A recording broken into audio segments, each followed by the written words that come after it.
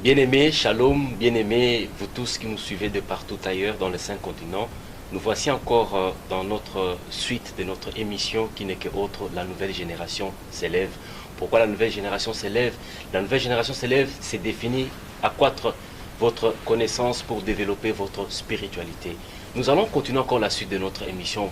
Pourquoi? Parce qu'il y a une nouvelle génération qui s'élève, il y a le son de cloche qui sonne à tout moment. Mais nous continuons encore avec notre invité de l'autre fois, qui n'est que autre la personne de l'apôtre Théophile Boubi. C'est un grand serviteur de Dieu ici à Bruxelles. Il est le pasteur principal de l'église de Mangembo, extension de Bruxelles, ici au port de Namur. Je m'en vais dire bonjour apôtre. Bonjour évangéliste, c'est Jacques Izette. Apôtre, merci encore de répondre encore à notre invitation.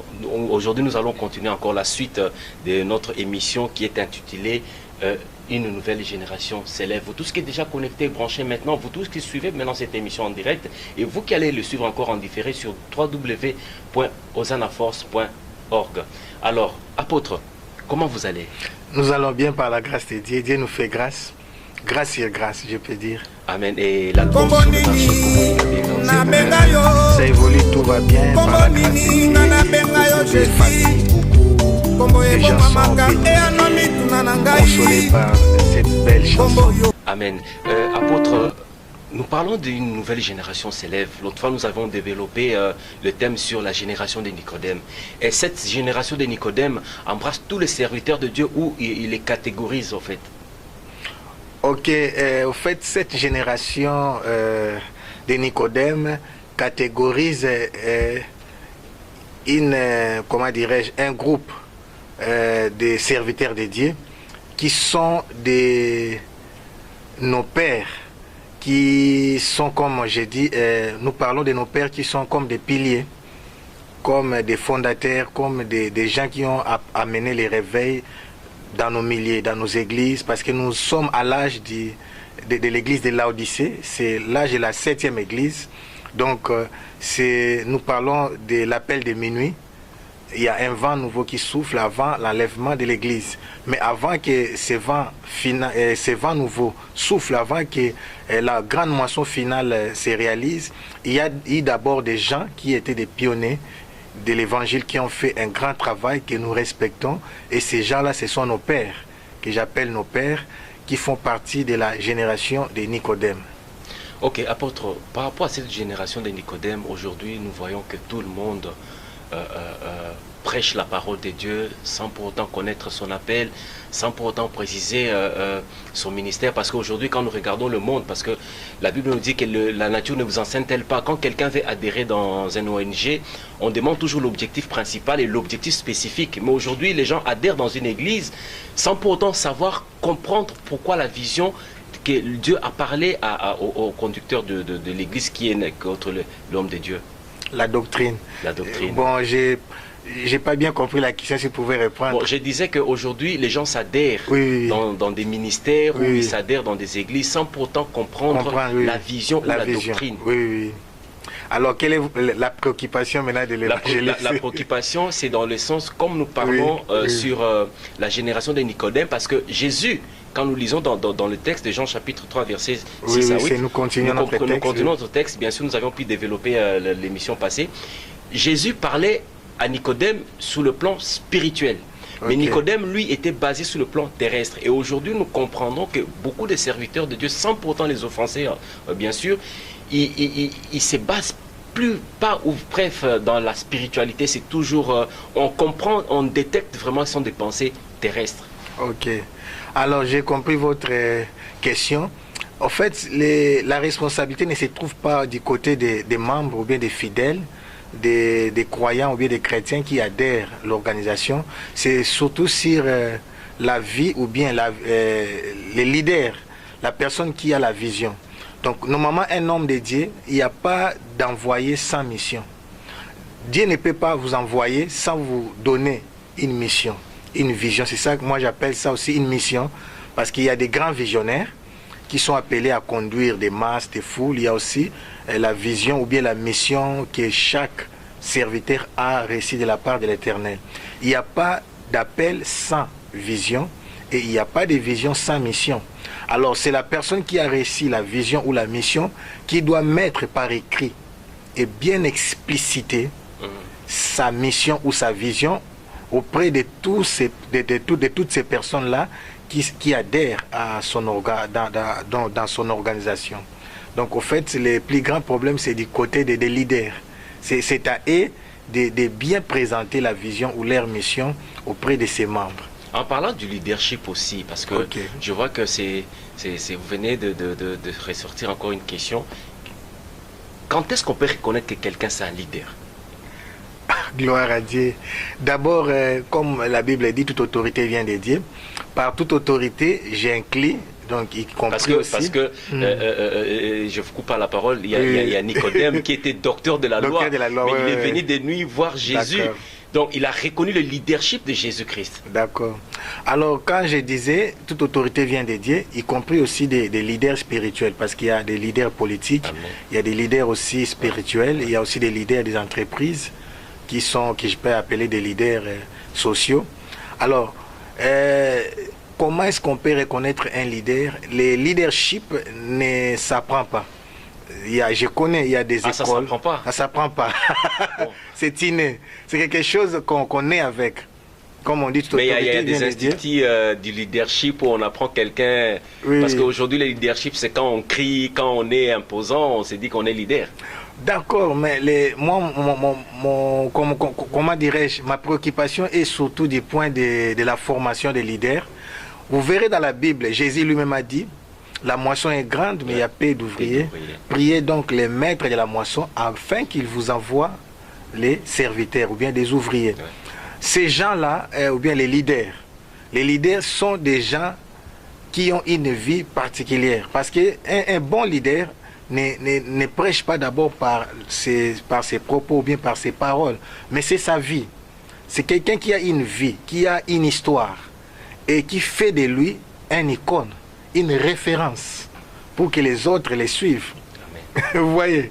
Donc ces gens-là, c'est pas le fait que j'ai étudié pour être leader, parce qu'il y a plusieurs types ou bien sortes de leaders par rapport à leur tempérament. Il n'y a pas de précision parce que tout dépend de la foule ou bien de la mission des gens que tu veux conduire. Comme on dit, un aveugle ne peut pas conduire les aveugles. Si tu veux conduire les aveugles, tu dois être voyant pour les guider, pour les orienter. Vous voyez? Donc, le leadership se reconnaît par l'habilité, la capacité d'attirer d'abord et d'influencer. Bien aimé, vous avez suivi, ça c'est l'apôtre Théophile. Oui. Donc, c'est l'amabilité, la possibilité, la capacité pour qui incarne le leadership. Apôtre, nous sommes toujours dans notre thème, la génération de Nicodème. Jésus parle à Nicodème qu'il devait naître de nouveau ou d'en haut. Comment reconnaître un chrétien, en général, qu'il est réellement né de nouveau? Parce qu'il y a de ces chrétiens qui reçoivent Jésus 2-3 fois l'année. L'année, oui, je comprends. Comment reconnaître qu'un chrétien est réellement affranchi et né de nouveau? Là, nous rentrons maintenant dans Romains 12. La Bible dit que nous devons être transformés par le renouvellement de l'intelligence. Et quand un chrétien naît de nouveau, c'est quelqu'un qui a été éclairé, dont l'esprit a été éliminé. On reconnaît un chrétien né de nouveau par la prise de conscience de la connaissance du bien et du mal. Tu sais, quand quelqu'un est dans le monde, c'est vrai, sa conscience aussi fonctionne.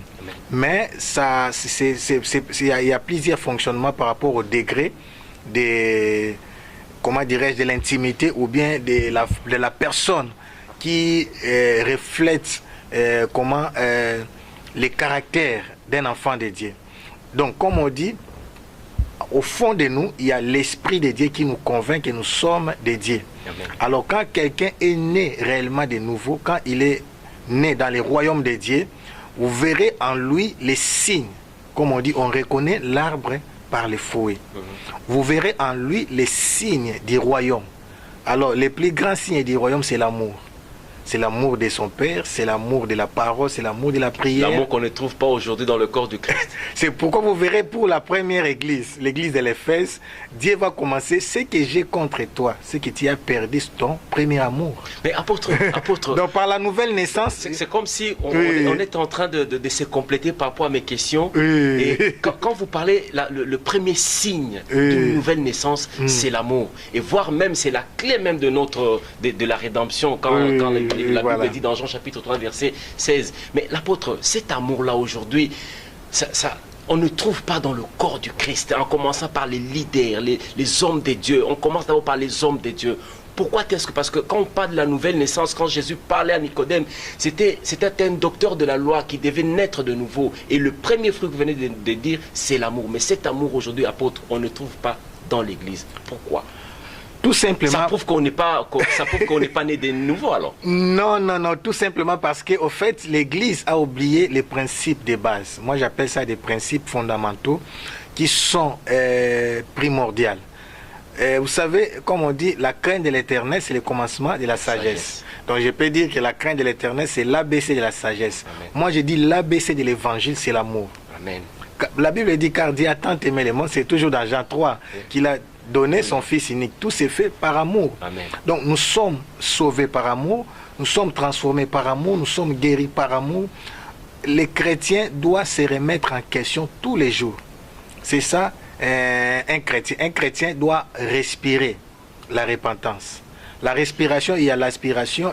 Donc, c'est-à-dire chaque jour, chaque soir, chaque matin, les chrétiens doivent se retourner auprès de Dieu pour demander encore la grâce, que Dieu puisse renouveler l'amour, la joie, la paix dans son cœur. Ça s'entretient. Vous voyez comme une lampe. Vous voyez les chandeliers dans les lieux saints. Les chandeliers étaient entretenus chaque jour. On veut à ce que la lumière ne s'éteigne pas. Donc la vie spirituelle doit aussi être entretenue. Exactement comme les chandeliers. Les lieux saints représentent l'âme. Aujourd'hui, nous allons entrer dans les lieux très saints, les esprits. Nous allons parler des esprits, mais les lieux saints représentent l'âme. Donc, le cœur de l'homme, c'est pourquoi David dira « Mon âme bénit l'Éternel et n'oublie aucun de ses bienfaits. » Notre âme a des émotions. Quand tout va bien, les chrétiens disent gloire à Dieu, mais quand tout va mal, les chrétiens est déstabilisé. Vous voyez, donc on doit entretenir. C'est pourquoi David dira, je serre ta parole dans mon cœur afin de ne pas pécher contre toi. Donc on doit entretenir notre spiritualité tous les jours par la méditation, la prière, la louange, l'adoration. Mais apôtre, d'où vient c'est moi, parce que nous sommes en train de parler, bien aimé, nous sommes en train de continuer toujours la suite de notre thème qui n'est que autre, la génération de Nicodème. Et cette introduction de Nicodème, voire même c'est ce qui est même la suite de Jean chapitre 3, 16. Oui. Reconnaître une personne réellement qu'il est né de nouveau. Parce qu'aujourd'hui, les hommes de Dieu se disputent. Moi, j'ai jamais vu un avocat qui va peut-être à la télévision aller critiquer un autre avocat parce que l'autre avocat n'a pas bien assumé son travail. Ou aujourd'hui un médecin peut aller passer à la télévision parler d'un autre médecin parce qu'il a mal fait l'intervention chirurgicale. Mais aujourd'hui, on a le même Christ qui est en nous, on a le même Saint-Esprit. Mais pourquoi cette division du corps du Christ? Pourquoi? C'est pour ça que l'apôtre Paul dit que nous sommes dépourvus des sens. Nous avons commencé par l'esprit, mais maintenant nous voulons finir par la chair. Et c'est une réalité vraiment du temps de la fin. Ok, Jésus avait bel et bien dit qu'au temps de la fin, plusieurs viendront à mon nom. J'aimerais toujours retourner dans la Bible. J'étais dans une conférence. J'ai fait remarquer aux hommes de Dieu, parce que nous avons la foi par rapport aux enseignements des apôtres. Amen. Vous verrez dans le Nouveau Testament, du Jean jusqu'à l'Apocalypse, quand on parle bien même de cette église, on dira l'église de Smyrne, l'église de Laodicée, l'église d'Éphèse. Il n'y a aucun endroit là où le christianisme a été séparé. Et vous verrez dans toutes les exhortations d'apôtre Paul, il parle toujours, quand il parle de plusieurs communautés, il parle du corps du Christ. C'est que les gens ont oublié, là je parle aux hommes de Dieu, ils ont oublié que les dénominations, les noms qu'on donne à nos ensembles, à nos paroisses, sont liées à ta mission personnelle. Exactement. Exactement. Ça n'a aucun droit, ou bien il n'y a aucune raison que ta mission puisse diviser le corps du Christ. C'est comme on dit, j'appelle, je vais vous présenter ma main, j'appelle ça c'est une main, mais dans ma main, j'ai 5 doigts. Et chaque doigt a un nom par rapport à sa fonction. Oui. Vous voyez, quand on dit la tête, l'œil, vous verrez tous nos membres ont des noms qui sont liés à leur fonction. Exactement. Mais cela ne détache pas ces membres du corps. Donc, moi je dis, la responsabilité revient toujours aux hommes de Dieu. Nous avons la charge de prêcher aux enfants de Dieu, de parler du corps de Christ, plus que de nos assemblées locales. Apôtre, comme nous parlons de cette nouvelle génération qui s'élève, aujourd'hui, bien aimé, on ne s'attaque pas aux hommes de Dieu parce que c'est là même le pilier, c'est là même la racine de choses. Beaucoup des hommes de Dieu aujourd'hui s'autoproclament. Okay. Pasteur, c'est lui qui était évangéliste, il est devenu docteur. C'est lui qui était devenu docteur, il est devenu archibishop. C'est lui qui était archibishop, il est devenu archipape.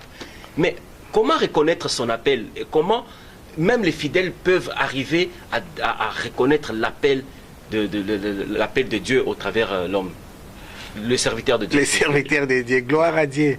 Et je dis toujours, c'est compliqué par rapport à ce qui se passe dans le monde, parce que je reviens toujours par rapport à la formation. Les plus grands problèmes, c'est quoi? Les plus grands problèmes, moi j'ai eu la grâce, c'est une grâce, d'étudier en théologie avec nos bien-aimés ici de l'Europe. Nous ne parlons pas des races, c'est pas intéressant. Mais j'ai eu des fils, des serviteurs de Dieu, qui étaient venus apprendre la théologie pour avoir seulement la connaissance. Et au moins, ils sont honnêtes. C'est pour cela que nous parlons de la génération de Nicodème. Parce oui. Aujourd'hui, on s'est dit, pour être pasteur, ou je ne sais pas, il faut passer par la théologie. Oui, oui, oui. Alors, je leur ai posé la question. Pourquoi vous êtes ici? Ils m'ont dit, non, nous sommes là pour apprendre, pour avoir la connaissance de la Bible et de la parole de Dieu. C'est pour cela que ça n'a rien la génération de Nicodème. Voilà.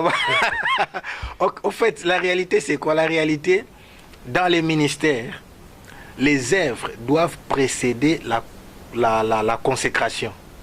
Mais de nos jours, nous voyons la consécration précéder les œuvres. Ce n'est pas possible. Donc, vous voyez, même Moïse dira à Dieu, quand il était lui-même dans la présence de Dieu, quand Dieu lui dira que je t'envoie en Égypte pour aller dire à mon peuple de les libérer, il dit, mais ils ne me croiront pas. Mais quand il était arrivé chez les anciens qui étaient des esclaves en Égypte, il a démontré la puissance de Dieu. Quand ils ont vu les œuvres, c'est alors qu'il dira, Dieu m'a envoyé. Un jour, Jésus a reçu des disciples de Jean-Baptiste. Ils sont venus pour demander à Jésus, est-ce que c'est bien toi que le Seigneur avait promis, c'est bien toi le Messie? Jésus n'a pas parlé. L'évangéliste Jacques. Il a guéri les malades, il a purifié les lépreux, les aveugles ont vu, les boiteux ont marché. Et il a dit maintenant à ses disciples d'aller dire à Jean ce qu'ils ont vu. Voilà, les lépreux sont purifiés, les paralytiques marchent, les aveugles voient. Vous voyez. Donc, moi, j'ai dit, pour moi, comme apôtre Paul a dit, les signes de mon apostolat. Parce qu'il y a un problème sérieux. Le problème sérieux, c'est quoi?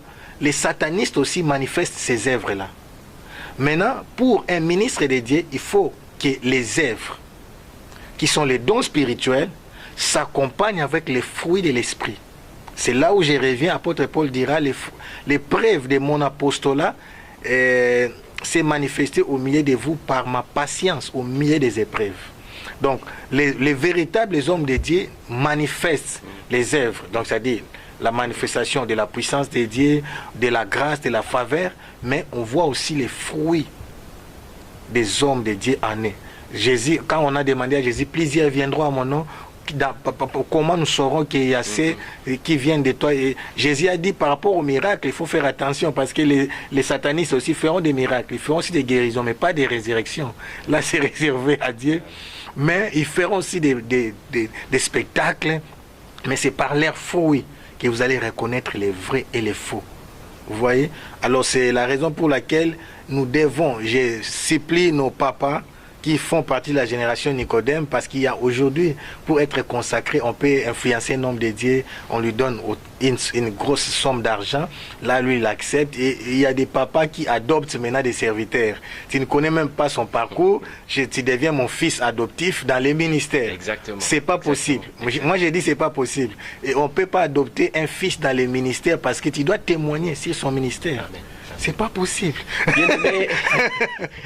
Comment tu vas témoigner quelqu'un que tu as adopté? Pour votre spiritualité, nous continuons encore avec l'apôtre Théophile Boubi. Je vous rappelle encore, il est au Séchant de l'Éternel. C'est un pasteur d'une très grande église ici à Bruxelles, l'église de Mangembo, extension de Bruxelles. Apôtre, comment reconnaître quelle différence entre celui qui est appelé et celui qui est envoyé? Ok. La Bible dit il y a peu d'élus mais beaucoup d'appelés. Amen. Les appelés, comme on dit, vous voyez, l'exemple est simple. Jésus avait combien? 72. Vous voyez? Mais parmi les 72, les envoyés étaient combien? Il n'y avait que 12 envoyés, et 60 appelés. Mais ensemble, les 72 faisaient partie du même lot. C'est ce qui existe aussi de nos jours. Vous voyez? Un appelé, c'est quelqu'un qui a été appelé ou bien attiré par Dieu, intéressé par Dieu. Donc, il avait le choix de dire oui ou non. Mais un envoyé, c'est un élu. Là, je vais parler des esprits en mission sur la terre. Amen. Un envoyé, c'est un esprit. On va arriver. Quand j'ai élaboré mes questions, c'est comme si vous étiez là. Oui. Je vous dis que ça, c'est la présence du Saint-Esprit, parce qu'il y a d'autres questions que c'est juste avant que je puisse la poser. L'apôtre est en train de... C'est comme s'il était là quand j'ai élaboré mes questions. Mais l'apôtre, cette histoire d'esprit, des surnaturels, parce que nous tournons toujours dans la génération des Nicodème. Voilà. Aujourd'hui, le surnaturel séduisent les gens, mais la façon dont ça séduit les gens, mais c'est pas dans le norme principal, parce que quand même quand nous lisons dans cette histoire entre Nicodème et Jésus, sortir de son corps, est-ce que l'émission passée vous avez dit que l'homme est tripartite, l'homme est composé de l'esprit, de l'âme et du corps, mais aujourd'hui les gens se focalisent plus à leur corps, plus à leur âme, mais ils oublient la partie motrice qui est même l'image et la ressemblance de Dieu. Mais aujourd'hui, sortir de son corps, est-ce que c'est biblique ou c'est des choses... bon. D'accord. Alors, j'aimerais commencer par la dimension des esprits. Amen. On te laisse le temps. Oui, vous me laissez le temps. Je vais utiliser la Bible. Expliquer vraiment les enfants de Dieu, parce que on est un peu embrouillé. Ici, moi, je représente les fidèles. On est un peu... on ne sait pas qui suivre, qui est vrai. Mais en tant qu'un apôtre de Dieu, un oint de Dieu, expliquez-nous un peu les réalités de la vie spirituelle. Dans Jean 15, dans Jean 15, Jésus avait dit, j'ai encore beaucoup de choses à vous dire, que vous ne pouvez pas encore, j'aimerais que nous puissions lire ça. Amen.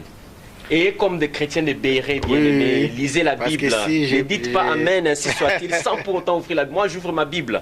On apprend chaque jour. Oui, si on ne lit pas, ça serait un peu... Exactement. Compliqué. Vous savez, ces choses sont si réelles que les enfants de Dieu s'embrouillent. Et ils se posent beaucoup de questions par rapport à ces réalités qui sont vraies, qui sont des réalités spirituelles, mais qui sont vraies. Alors c'est pourquoi nous allons dans Jean chapitre 15. Jean chapitre 15. Oui. Je peux lire, apôtre? Oui, mais on ne va pas tout lire. Non, juste oui. Oui. C'est pourquoi je vais prendre les versets essentiels. Amen. Je vais prendre les versets essentiels. Nous sommes toujours à la suite de notre émission, bien-aimés. Je vous dis que vous suivez cette émission en direct et vous allez le suivre encore en différé sur www.osanaforce.org. Développez votre connaissance pour accroître votre spiritualité.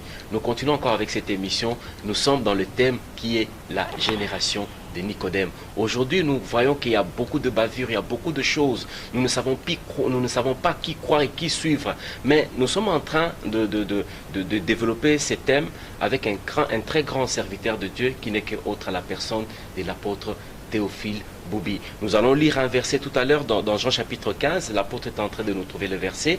Et nous allons le lire avec vous parce que nous sommes en train de parler sur la spiritualité, sur le surnaturel. Qui sommes-nous réellement? Parce qu'étant chrétiens, nous devons savoir et comprendre qui sommes-nous en Jésus-Christ et qui est-ce que nous sommes devenus en Jésus-Christ. Parce qu'aujourd'hui, nous suivons une personne, nous sommes disciples de Christ, nous sommes appelés chrétiens. Mais la vie spirituelle, la vie surnaturelle que lui-même Christ a pu vivre sur cette terre, nous ne le bénéficions pas. Donc il y a un problème. Nous sommes en train de parler sur la nouvelle naissance. Pourquoi est-ce qu'un chrétien doit être né de nouveau? Nous retournons encore la parole auprès de l'apôtre. Ok. Nous sommes dans Jean chapitre 15. Oui. Il commence au verset 1. Il dit, je suis le vrai cep. Amen. Et mon père est le vigneron. Tout sarment qui est à moi et qui ne porte pas de fruits, il les retranche. Et tout sarment qui porte des fruits, il les monte afin qu'il porte encore plus de fruits. Déjà, vous êtes pire à cause de la parole que je vous ai annoncée. Demeurez en moi et je demeurerai en vous. Comme le sarment ne peut de lui-même porter les fruits, s'il ne demeure attaché au cep, ainsi vous ne les pouvez non plus si vous ne demeurez en moi. Amen. Ok? Alors, il dit au 5e verset, je vais vous donner pourquoi je donne l'image du cep et du sarment. Il dit, je suis le cep, vous êtes les sarments. Celui qui demeure en moi et à qui je demeure porte beaucoup de fruits, car sans moi, vous ne pouvez rien faire. Amen. Amen. Alors, il dit encore beaucoup de choses. Si quelqu'un est attaché à moi, il parle de beaucoup de paroles. Il dit, verset 8. Si vous portez beaucoup de fruits, c'est ainsi que mon Père sera glorifié et que vous serez mes disciples. Comme le Père m'a aimé, je vous ai aussi aimé. Demeurez dans mon amour. Si vous gardez mes commandements, vous demeurez dans mon amour. De même, j'ai gardé les commandements de mon Père, que je demeure dans son amour. Je vous ai dit ces choses afin que ma joie soit en vous et que votre joie soit parfaite. C'est ici mon commandement. Aimez-vous les uns les autres comme je vous ai aimé. Il n'y a pas de plus grand amour que de donner sa vie pour ses amis. Amen. Vous êtes mes amis si vous faites tout ce que je vous commande. Alors il dit au verset 15, je ne vous appelle plus serviteur parce que le serviteur ne sait pas ce que fait son maître. Mais je vous ai appelé ami parce que je vous ai fait connaître tout ce que j'ai appris de mon Père. Ok? Alors parce qu'ils avaient atteint plusieurs dimensions, maintenant ils avaient appris tout ce qu'il a. Mais écoutez-moi maintenant au 16. Ce n'est pas que vous m'avez choisi, mais moi je vous ai choisi et je vous ai établi afin que vous alliez et que vous portez des fruits. Et que votre fruit demeure afin que que votre fruit demeure afin que ce que vous demanderez au Père à mon nom et il vous les donne. Ce que je vous commande, ce que vous aimez, il rentre encore par rapport à l'amour. Si le monde vous hait, il parle de beaucoup de choses. Il dit, si vous étiez dans le monde, je vous aimerais ce qui est à lui, mais c'est parce que vous n'êtes pas du monde et que je vous ai choisi au milieu. À cause de cela, le monde, et souvenez-vous de la parole que je vous ai dite, le serviteur n'est pas plus grand que son maître. Ils m'ont persécuté et ils vous persécuteront. Et s'ils ont gardé ma parole, ils garderont aussi la vôtre. Amen. Mais ils vous feront toutes ces choses à cause de mon nom parce qu'ils ne connaissent pas celui qui m'a envoyé. Ok? Alors, vous verrez, il y a plusieurs dimensions. Ici, Jésus se présente comme les cep. Alors, les apôtres, là, il parle précisément aux apôtres, il se présente comme des sarments. Alors, cela veut dire quoi? Il y a un lien. Il y a un lien spirituel qui lie Jésus-Christ avec les apôtres. Expliquez-moi physiquement comment un arbre peut s'attacher à un autre arbre si cela ne se passe pas au niveau de l'esprit, parce que physiquement, ils ne sont pas liés.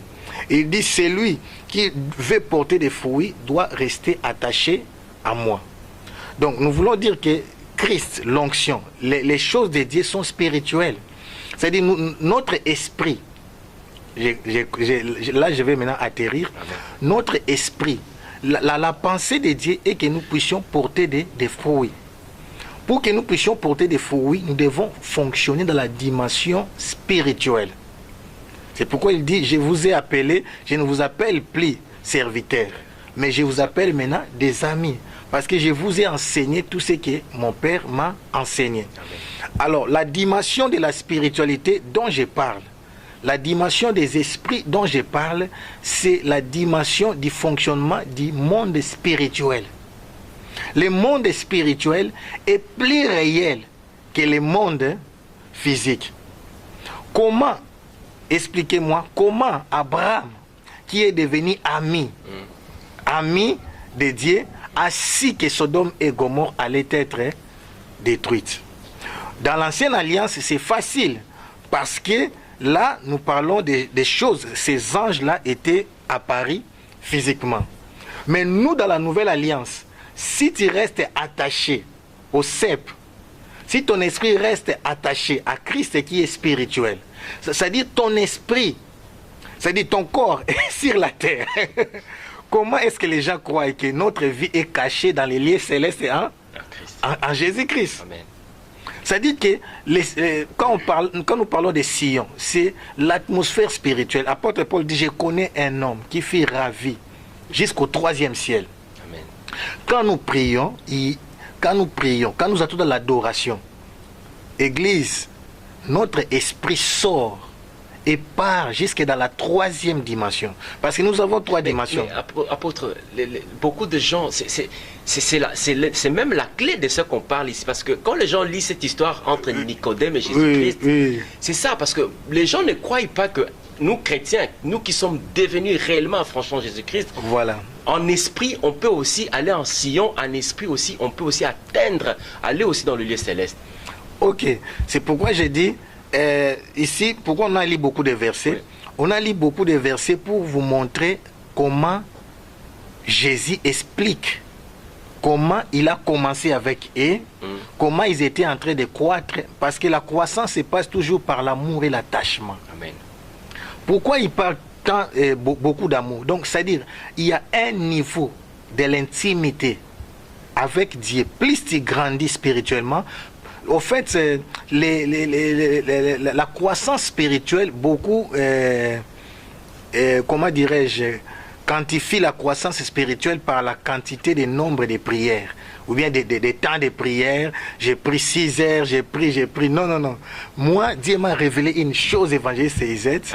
La croissance vient par la croissance de l'amour, d'aimer les choses de Dieu, de l'attachement avec Dieu. C'est ça même l'exemple d'Esther. Esther a été choisie reine parce que le roi a remarqué que Esther l'aimait plus que toutes les autres filles. Plus tu aimes Dieu, plus tu t'accroches aux choses de Dieu, plus Dieu se révèle en toi. Amen.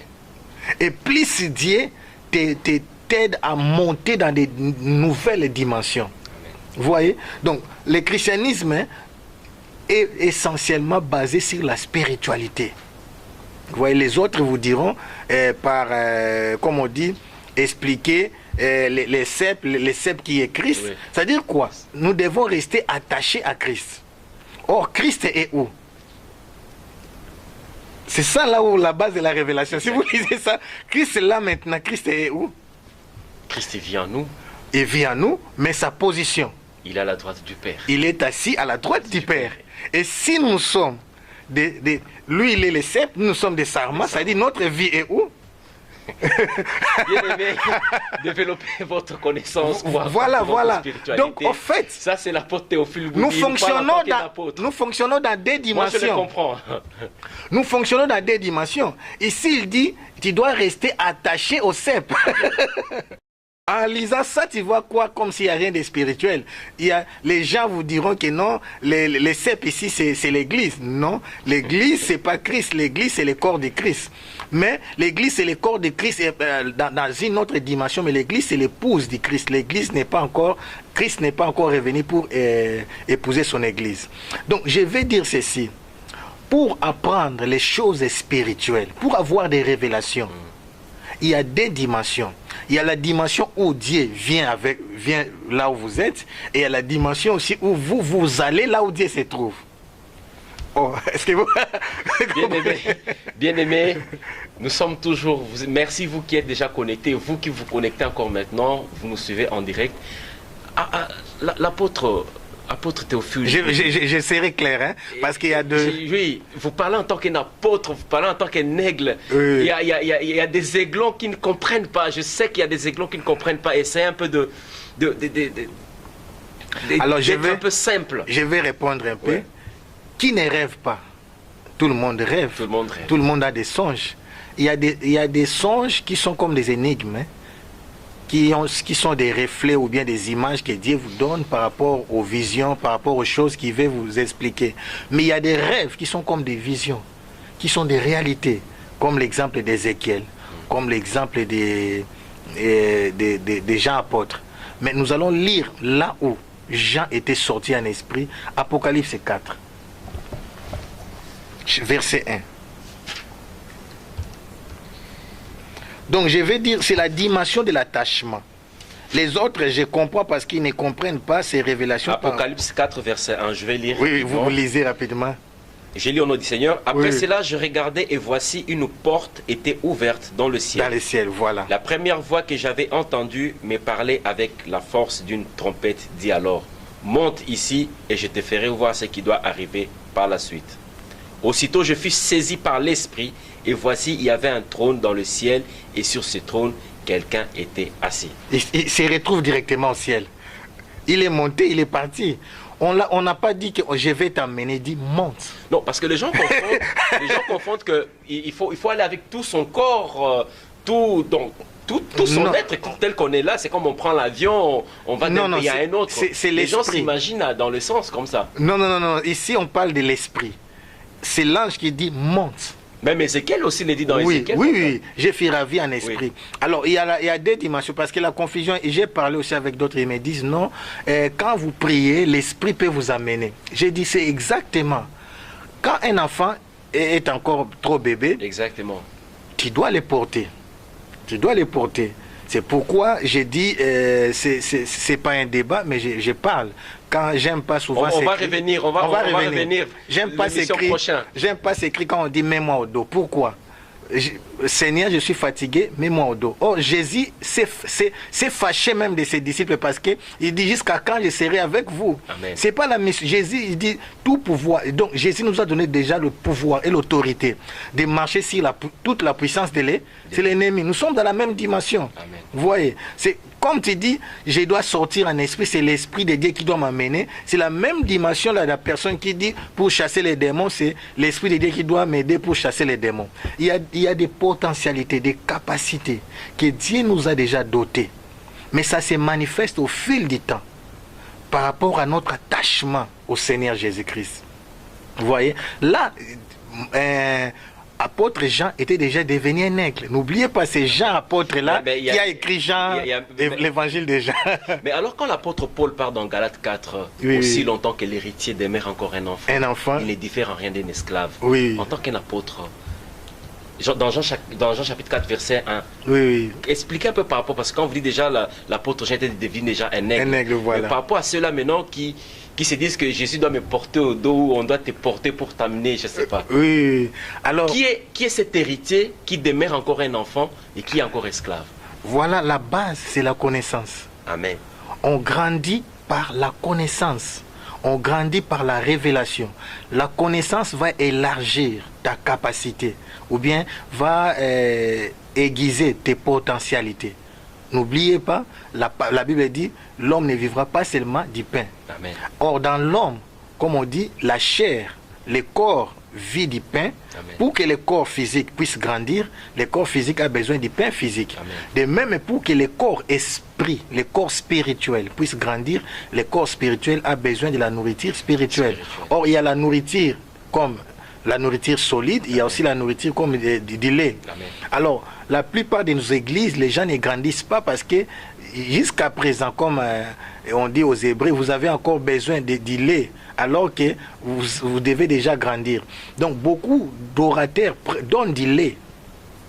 Mais quand on parle ici, toujours juste pour compléter votre intervention, Oui, dans oui. Galates 4, verset 2, qui dit, mais cet héritier-là est soumis à des tuteurs Voilà. et à des administrateurs jusqu'au temps marqué par son père ou Voilà. par le père. Donc Voilà. c'est ce que vous voulez dire. Oui, Donc oui. ils doivent être encadrés par rapport... Encadré, mais maintenant il y a des gens qui sont aussi en retard par rapport à leur croissance. Mais aujourd'hui, les chrétiens sont devenus, les chrétiens sont restés des enfants au lieu d'être des fils. Être un bébé n'est pas un péché parce que d'abord tu dois commencer par naître comme un bébé et grandir. Amen. Mais le plus grand problème, c'est que les chrétiens ne grandissent pas. Ils sont bornés par des... C'est un problème des tuteurs ou des administrateurs C'est qui sont les hommes de Dieu ou quoi? C'est pourquoi nous parlons toujours des hommes de Dieu. C'est pas pour les attaquer. Il est temps. La Bible dit, errez les serviteurs. Amen. Qui donnent aux enfants la nourriture du Amen. temps convenable. Amen. La nourriture du temps convenable. Vous verrez, après la résurrection de Jésus-Christ, dans Actes, la Bible dit au début, au premier chapitre, Jésus les enseignait, les parlait des choses concernant les royaumes des cieux. Donc il ne parlait plus avant sa résurrection. Il parlait des choses terrestres. Mais après sa résurrection, il parlait... Ça, c'est l'université de Dieu. Il est temps maintenant que nous puissions quitter les parvis, les lieux saints, et que nous parlons maintenant des choses sacrées qui sont dans les lieux saints des saints. On doit progresser. C'est comme l'histoire, l'enseignement sur les tabernacles. Juste une dernière question avant de terminer notre émission. Il y a un bien-aimé qui m'a posé la question pour me demander, l'autre fois vous avez expliqué, est-ce que l'église aujourd'hui est au temps du réveil ou le temps d'éveil? Voilà. Parce que l'émission passée, vous n'avez pas bien expliqué, parce que le temps aussi. Oui, court, si, oui. juste en quelques lignes, expliquer un peu à ces bien-aimés, l'église corps du Christ aujourd'hui, est-il au temps des réveils ou au temps d'éveil? Ok, l'église corps de Christ aujourd'hui est au temps d'éveil. C'est pas autant de réveil. Non, c'est pas autant de réveil. Les réveils spirituels, c'est pour les bébés, les gens qui viennent de se convertir et ils doivent se réveiller. Parce qu'au fait, Jésus appelle, je vais vous expliquer pourquoi on utilise les termes de réveil. Amen. Dans les royaumes de Dieu, on appelle la mort le sommeil. Amen. Vous voyez? Amen. Donc les gens qui ne sont pas nés de nouveau, on dit qu'ils sont, ce sont des gens qui sont morts. Ce sont des morts. Amen. Mais quand ils reçoivent Christ comme Seigneur et Sauveur, c'est en ce moment-là maintenant qu'ils se réveillent de leur sommeil, qui est la mort, en fait, en réalité. Maintenant, quand quelqu'un est né de nouveau, il est réveillé de sa mort, Amen. Ou bien de son sommeil. Maintenant, il doit rester éveillé. Je vais vous prouver par rapport à un verset biblique que nous sommes au temps des réveils. C'est dans 1 Pierre 5, je crois. La Bible dit, veillez et... Soyez sobre. Soyez sobre, veillez et priez car voilà. On nous demande de veiller. Éveiller, quelqu'un qui éveille, c'est quelqu'un qui veille. Amen. Donc c'est quelqu'un qui est déjà réveillé, mais qui est en train de veiller. Deuxième exemple, je vais vous parler de l'exemple de... Vous voyez l'appel des munis. J'avais expliqué pour que la personne puisse bien comprendre l'histoire des 10 vierges. Amen. On dit comme l'époux tardait, toutes les 10 sont tombées en sommeil. Vous voyez? Alors quand elles sont tombées en sommeil profond, c'était vraiment un sommeil profond, il y a eu l'appel des munis. J'appelle les réveils aussi l'appel des munis. Les 10 se sont réveillés. Mais maintenant, ce n'était pas automatique. L'époux n'était pas arrivé directement. On dit, réveillez-vous, allez à sa rencontre. Mais il y a eu un temps où elles se sont disputées. Donnez-nous un peu de votre huile, vous voyez. Alors, les 5 là qui étaient restés éveillés. Amen. En attendant l'arrivée de l'époux, les 5 là ne dormaient pas, étaient restés éveillés et elles avaient allumé leurs lampes. C'était maintenant, même les autres là aussi ne dormaient pas, mais elles manquaient maintenant de l'huile. Donc, aucune d'elles, à l'arrivée de l'époux, l'époux n'était pas arrivé pour trouver l'église endormie. Non, l'époux était arrivé, les 10 déjà étaient réveillés. Mais elles étaient en train maintenant de faire quoi? De veiller en attendant l'arrivée de l'époux. C'est notre époque. L'église est déjà réveillée. Nous devons maintenant rester éveillés en attendant l'arrivée de l'époux. Bien-aimé, j'espère que l'apôtre a répondu à ta question. Donc l'église, corps du Christ à l'instant, n'est plus au temps du réveil, mais l'église est au temps d'éveil. Apôtre, juste une parenthèse, ce n'est pas une question qui est dans le programme d'aujourd'hui. Il y a une image ou un documentaire, je ne sais pas, qui est passé, je crois, ça fait déjà 2 jours Ok. sur TF1, les vendeurs de foi. Est-ce que, pourquoi le vendeur, je ne sais pas pourquoi est-ce que ces réalisateurs a pu utiliser ces thèmes ou ces mots, le vendeur de foi. On a pu montrer quelques serviteurs de Dieu, que je ne vais pas citer les noms, et précisément au Congo-Kinshasa, qui voilà, c'est là, avant de monter, avant de prêcher, ils demandent si l'offrande est de combien, beaucoup de choses. Je ne sais pas si vous avez suivi d'abord encore. Oui, j'avais suivi. Quelle est ton impression par rapport, parce qu'en tant qu'Africain, précisément, ça fait mal de voir que aujourd'hui, les athées sont plus des occidentaux, entre guillemets, mais aujourd'hui, pourquoi l'église du corps du Christ et du Congo, Kinshasa, RDC est plus visée par rapport à ce qu'on a vu qui était très scandaleux pendant ces 2 derniers jours? Ok, je vais vous dire tout simplement, c'est une question toujours d'enseignement et de la connaissance des leaders. L'évangile a aujourd'hui une déviation extraordinaire. Je suis en train d'insister et de prêcher pour dire aux gens, nous sommes en train de bafouer l'œuvre salvatrice accomplie par Jésus-Christ sur la croix. Amen. Amen. Nous devons expliquer aux fidèles que leur argent, leurs biens, leurs dons ne valent rien par rapport à l'œuvre accomplie il y a 2000 ans sur la croix. Moi, je suis d'accord du même avis que les gens qui font ces émissions, tout simplement, malgré leur façon de réprimander, ils sont un peu méchants, hein? Ils sont en train vraiment de critiquer. Mais nous avons aussi tort, nous les hommes de Dieu. Nous ne pouvons pas marchander l'évangile ni la foi. Jésus lui-même a dit, vous avez reçu gratuitement, donné aussi gratuitement. L'offrande, les dons sont donnés en signe de reconnaissance, d'action de grâce. L'obéissance. L'obéissance, ce n'est pas une forme de rétribution ou bien une monnaie d'échange pour recevoir la guérison, la délivrance. Ces hommes de Dieu-là doivent suivre les enseignements sur l'Holocauste. Ils vont comprendre que tous les types de sacrifices ont été accomplis par Jésus-Christ. Donc Jésus-Christ avait aboli tous les sacrifices de l'ancienne alliance. Donc tout ce que nous donnons, moi j'appelle les offrandes de la nouvelle alliance, les offrandes d'amour. Vous voyez, à part la dîme, parce que la dîme c'est un signe d'alliance. La dîme c'est pas lié à la loi. Mais toutes les offrandes liées à la loi ont été abolies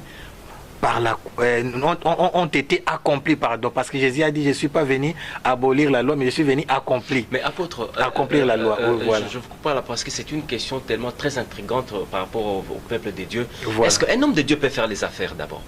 Eh bien, comme un homme de Dieu en dehors de son appel, de son ministère, peut être un businessman, je ne sais pas. Je vais répondre clairement. Vous voyez dans la Bible, hein, moi je crois qu'il peut... Parce que l'apôtre Paul faisait des tentes.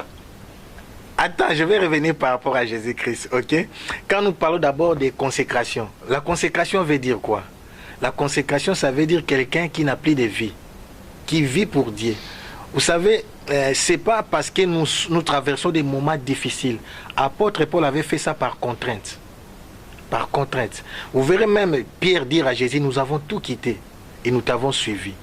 Normalement, il peut investir son argent dans des affaires, mais il ne peut pas lui-même être un homme d'affaires. Là, je ne suis pas d'accord, tout simplement parce que la dimension de sa spiritualité va diminuer.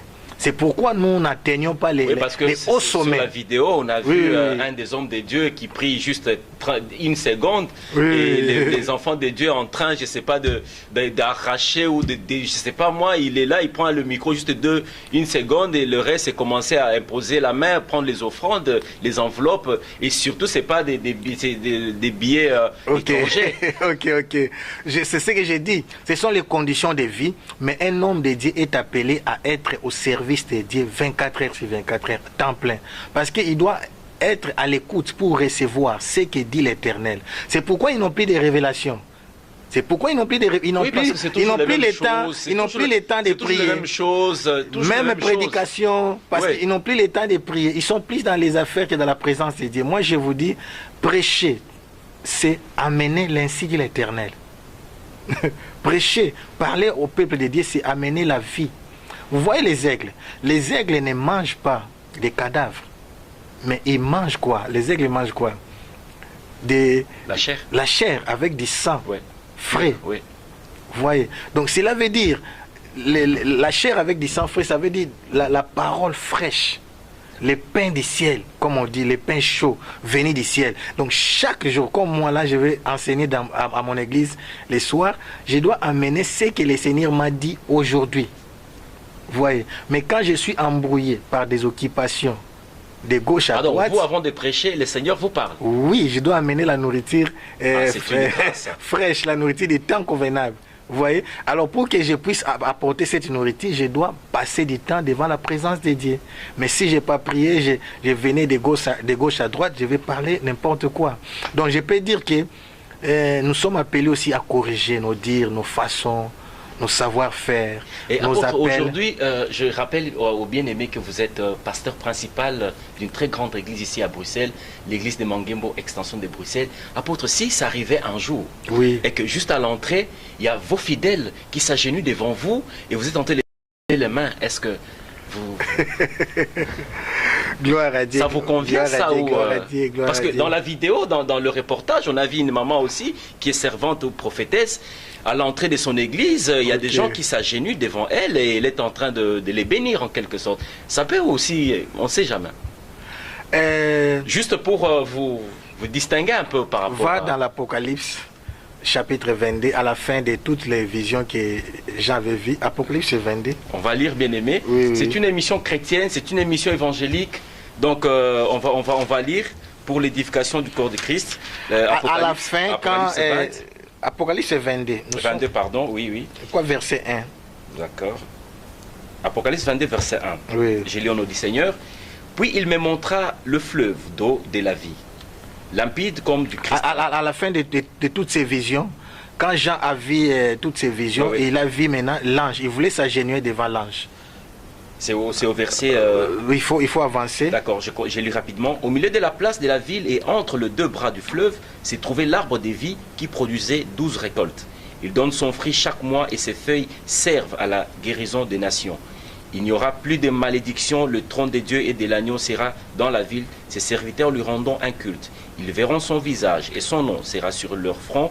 Il y aura plus de nuit, ils n'auront besoin ni de la lumière, ni d'une lampe, ni de celle du soleil, parce que le Seigneur Dieu les éclairera et ils régneront au siècle des siècles. Là, c'est le verset 5, je continue. Oui. Le verset 6, il me dit, ces paroles sont dignes de confiance et vraies. Le Seigneur, les dieux de l'esprit des prophètes, a envoyé son ange. C'est au verset 8. Pour montrer à ses serviteurs. C'est au verset 8, oui. Bientôt. Le verset 8 pour gagner du temps. Moi, Jean, le chapitre Apocalypse 22, verset 8. Moi, Jean, j'ai entendu et vu ces choses après les avoir entendues et j'ai vu. J'ai tombé au pied de l'ange qui me les montrait pour l'adorer. Mais il me dit, garde-toi bien de le faire. Je suis ton compagnon de service. C'est lui, tes frères les prophètes et de ceux qui gardent les paroles de ces livres. Adore Dieu. Amen. Amen. Ici, j'ai dit, c'est un être extraordinaire. Donc, durant toutes les révélations, quand nous sommes arrivés maintenant à la fin, Jean est tombé à genoux devant l'ange. Il voulait l'adorer. Il est tombé à genoux. Il dit, garde-toi de les faire. Je suis ton compagnon de service. Vous voyez. Les hommes de Dieu, je répète, des hommes de Dieu... Parce que nous sommes en train de parler de la génération de Nicodème. Voilà. Les hommes de Dieu sont des agents de publicité de Jésus-Christ. Amen. Nous devons faire comme Jean-Baptiste, dire, voici l'agneau de Dieu qui ôte le péché du monde. Les hommes de Dieu aujourd'hui ont des problèmes sérieux avec Dieu. C'est comme si je t'envoie pour aller épouser une femme. Là, j'avais parlé autrefois, mais là, je vais répéter. Vous voyez, ce n'était pas Isaac qui était parti épouser Rebecca. Mais Abraham avait envoyé son serviteur pour aller épouser une fille à son fils Isaac. Vous voyez, nous aussi, nous sommes appelés, nous sommes des envoyés pour aller prêcher les peuples, mais non pas que pour que ces peuples-là puissent nous regarder, mais pour qu'ils puissent regarder à Jésus-Christ. Nous devons faire. Maintenant, quand les gens s'accrochent aux hommes de Dieu comme des stars, aujourd'hui des hommes de Dieu sont devenus comme des stars de Hollywood. Amen. Voyez. Exactement. Quand les gens viennent à l'église, Et si, c'est pourquoi dans la plupart de nos églises aujourd'hui, quand la star, l'homme de Dieu n'est pas là, les églises sont vides. C'est ça Parce que les chrétiens sont mal enseignés. Ils croient qu'ils viennent prier l'homme de Dieu. C'est ça le problème. C'est pas aussi un problème. C'est qu'on a développé tout à l'heure une question sur le leadership. Parce que le leadership, c'est une continuité au fait. Aujourd'hui, on voit quand un homme de Dieu où le visionnaire n'est pas là, et on sent vraiment qu'il y a quelque chose qui ne va pas. Ou quand lui il vient, c'est quand l'onction arrive maintenant. Voilà. Quand lui il est là, il y a l'onction, il y a les gens qui tombent. Mais et quand lui n'est pas là, l'église est fade. Mais c'est ce que j'ai dit, tout dépend du niveau de la connaissance. Gloire à Dieu, aujourd'hui il y a les médias, nous sommes là pour éclairer l'église, éclairer le peuple de Dieu. C'est une abomination, j'ai dit, c'est une abomination. Vous verrez dans la Bible, il y a eu un certain moment quand Paul et Barnabas ont fait des miracles. Les gens sont venus avec des banderoles pour les adorer. Ils ont déchiré leurs habits, ils se sont jetés parmi la foule pour dire que nous sommes des gens comme vous. Amen. Nous sommes des instruments. Amen. Nous sommes des instruments entre les mains de Dieu. Amen. C'est comme si on vous fait une opération, au lieu de remercier les médecins, vous remerciez les bistouris. Vous remerciez les ustensiles qu'ils ont utilisés. Voilà, merci ciseaux, merci couteau. Non, c'est les couteaux, les ciseaux, tous ces instruments ont été utilisés par un médecin. C'est pourquoi on dit c'est Jésus-Christ qui est le médecin des médecins. C'est lui qui est Jéhovah Rapha, l'Éternel qui guérit. Amen. Mais on ne peut pas dire tel serviteur est Jéhovah Rapha. Nous ne guérissons pas, c'est Dieu qui guérit. Là, on est déjà dans l'apostasie. Oui, on est dans l'apostasie. Vous verrez même dans l'église primitive, les guérisons, les miracles ne se faisaient pas seulement par les mains des apôtres. Partout là où la bonne nouvelle était prêchée, les églises ont commencé à naître comme des champignons. Et ils venaient seulement pour confirmer. Parce qu'aujourd'hui, Jésus est utilisé, comme on dit dans l'économie, la loi de l'offre et de la demande. Parce qu'aujourd'hui, viens chez Jésus, tu auras ça, viens chez Jésus, tu auras ça. Mais à la limite, les gens, c'est l'intitulé même de l'émission, les vendeurs de foi. Et vous allez voir que les gens s'y donnent de tout leur temps, de toute leur activité, de l'argent. Mais en retour, ils sont captivés, ils ne croissent pas spirituellement. Par exemple, il y avait un exemple, une fille qu'on avait déclarée guérie. Vous voyez, ces gens-là, ils sont intelligents. Ouais. L'homme de Dieu a déclaré, l'homme de Dieu a déclaré que la fille est guérie, et ils ont attendu quelques jours après, c'est passé 3 ou 4 jours, ils sont partis pour voir. C'est pourquoi, en qualité de prophète, quand Jésus disait tu es guéri, tu es guéri. C'est pourquoi je disais, quand il ne reçoit pas la révélation que la personne a guéri, dis seulement que j'ai pris par la foi pour que la personne soit guérie. Amen. Mais comme l'homme de Dieu avait déclaré que la fille est guérie, et ils ont attendu, et ils sont partis pour vérifier. Vous voyez. Donc ces choses-là ne se forcent pas.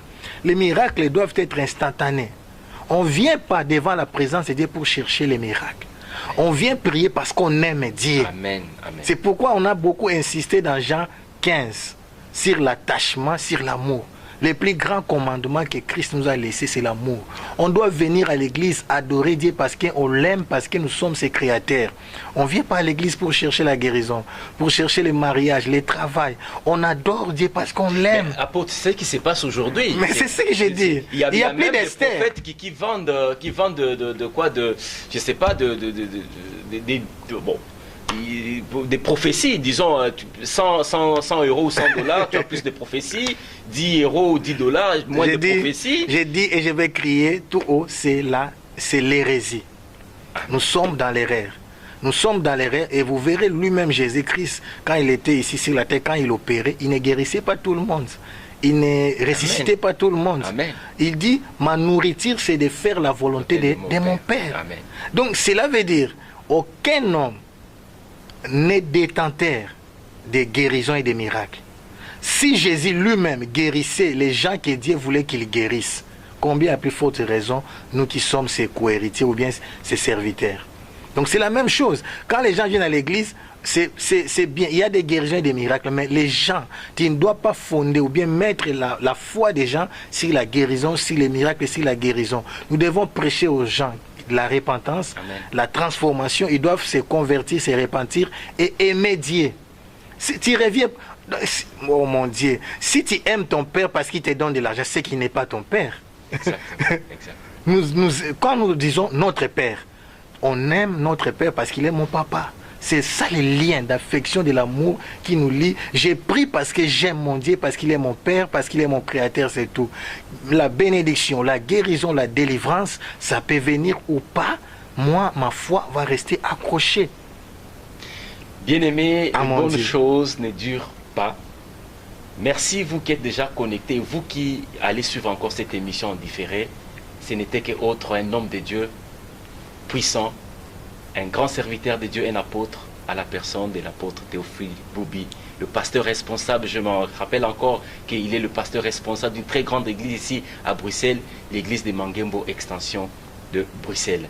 Bien-aimés, développez votre connaissance pour accroître votre spiritualité. Nous voici encore à la fin de notre émission qui n'est que autre, une nouvelle génération s'élève. Nous allons continuer encore cette émission avec de nouveaux thèmes. Écrivez-nous, il y a notre email qui est juste affiché sur l'écran. Appelez-nous, écrivez-nous, donnez-nous vos préoccupations afin que nous puissions encore trouver peut-être prochainement l'apôtre ou un autre invité pour que nous puissions être encore édifiés, afin que la lumière de Christ puisse encore briller encore au sein du ténèbre. Je vous bénisse, soyez bénis, à la prochaine.